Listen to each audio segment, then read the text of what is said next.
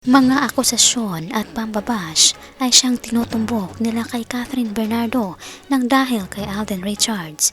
Alamin ang buong detalye.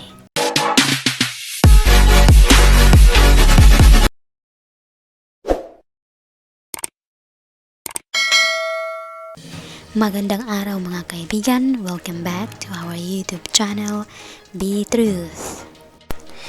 Mainit pa rin pinag-uusapan ang pagbibigay sorpresa ni Alden kay Catherine na ito nga'y pinag-uusapang muli sa OG Diaz Showbiz Update. Ang isyong Catherine o Catherine Bernardo at Alden Richards. Dahil nga sa malakasang karisma ng Catherine, lalo na sa mga sweet movements ni Alden kay Catherine, ito ay siyang pumukaw sa mga nagmamahal ng Alden fans.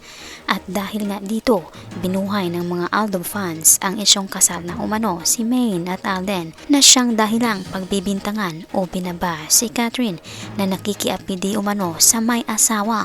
Dahil nga sa malakasang karisma ng Catherine, lalo na sa mga sweet movements ni Alden kay Catherine, ito ay siyang pumukaw sa mga nagmamahal ng Alden fans.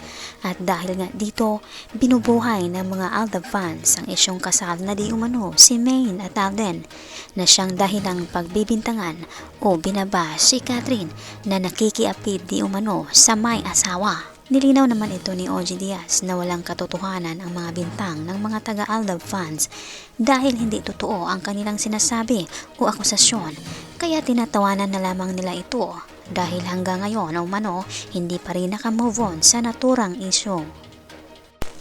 Matandaan na ring binanggit at kinlaro ni Alden sa kanyang interview ni Tony Gonzaga sa Tony Talks ang patungkol sa naging issue. Ayon kay Alden, wala ring katotohanan ang isyu na mag-asawa sila ni Maine at may anak na. Mahirap di umano burahin ang isyu kahit anong gagawin niya dito. Subalit kung ito ikakasaya ng mga tao, ay siyang hinahayaan na lamang di umano niya ito. Narito ang mga post ng mga Alden fans na hindi pa umano makamove on. Naku girl, mag-isip-isip ka. If you have self-respect, huwag ka nang pumato sa may asawa at mga anak. Makakahanap ka pa ng ibang walang sabit na di ka mapulaan. Beware sa ahas at hunghayo na sa paligid-ligid lang lalo yung pakita asal, tupa buhaya pala at nag-aabang lang ng sasakmalin ang Aldab. Ingat Aldab at Aldab Nation. TBADN, kita puros photos OPS ng Catherine. Heto lang sagot ng TBADN, kahit ano pa ilabas nila, totoo lang kami. Ang mag-aasawa ay si Maine at Richard with 3 beautiful kids. Samantala, ayon kay OG Diaz, sa showbiz update na posible di umano na may part 2 ang Hello Love Goodbye, kaya aabangan na lang di umano ito at siguradong excited na ang mga Catherine fans.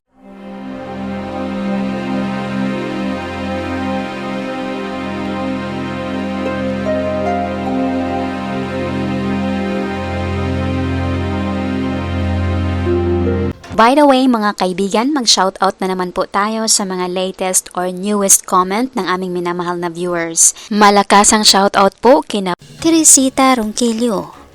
Malakasang shoutout kay Juan Conchada. Malakasang shoutout kay Provincia Reels. Malakasang shoutout kay Sunny Del Sal. Malakasang shoutout kay Kian Balbal Peralta. Malakasang shoutout kay Normelita Galo. Malakas ang shoutout kay Joanna Reyes at malakas ang shoutout kay Chit Aison.